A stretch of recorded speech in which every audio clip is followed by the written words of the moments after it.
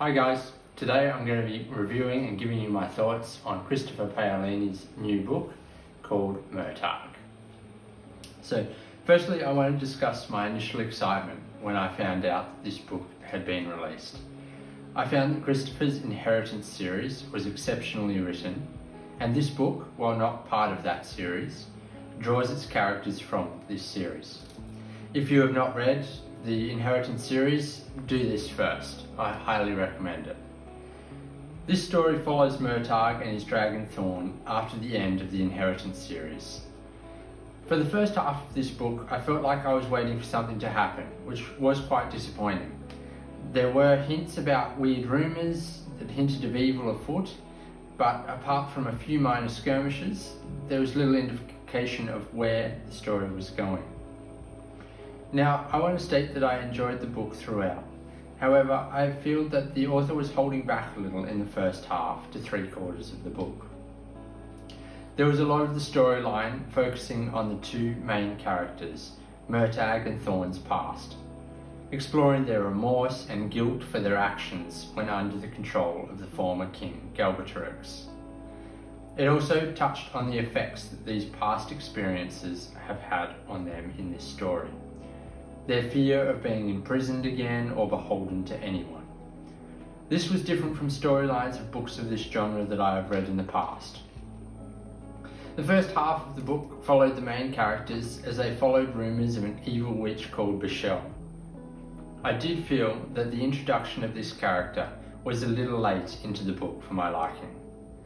After Murtagh and Thorn tromped around the country, they arrived in the town of Nal Gorgoth, where they were introduced to Bashel and her followers, the Dromore.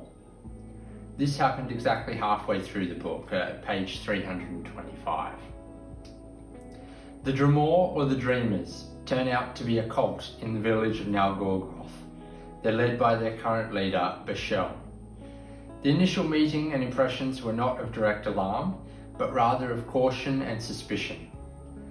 Murtagh and Thorn are invited to stay at the village for a few days, and they accept this invitation. The pair start experiencing weird dreams in which they see themselves conquering Algesia and ruling in a similar way to the previous king, Galbatorix. Once they awake, they realise that they are being manipulated. The story gathered pace with the witch Bashel poisoning and subduing Murtagh and his dragon and imprisoning them against their will. The end of this book takes us through the fight to be released from imprisonment, the befriending of allies, and the eventual defeat of Bashel and the scattering of the Dreamers. Right at the end of the book, when Murtagh returns to Illyria and is nursed back to health, there was a chapter dedicated to his reunification with his old friend Nasuada. There were hints about a potential romance to come with them. I did find that this chapter was a little disjointed from the rest of the story and did little to add to the book overall. The main objective of this chapter seemed to be to hook you into the following books. And it was made clear by Christopher in the afterword that there would be more books to come following this storyline. Overall, I enjoyed the book. However, I do not think that this book was comparable to the excitement that was derived from reading the Inheritance cycle. Undoubtedly, Christopher is still an incredible writer, and his classic style still came through in parts of this book.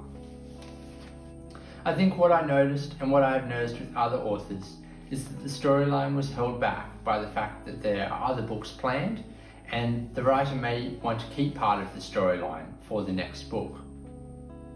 I have watched an interview with the author where he tells us that the story building in this book was needed for the next book that he is writing in the world of Eragon. I look forward to finding out about this next book, and I hope you enjoyed my review.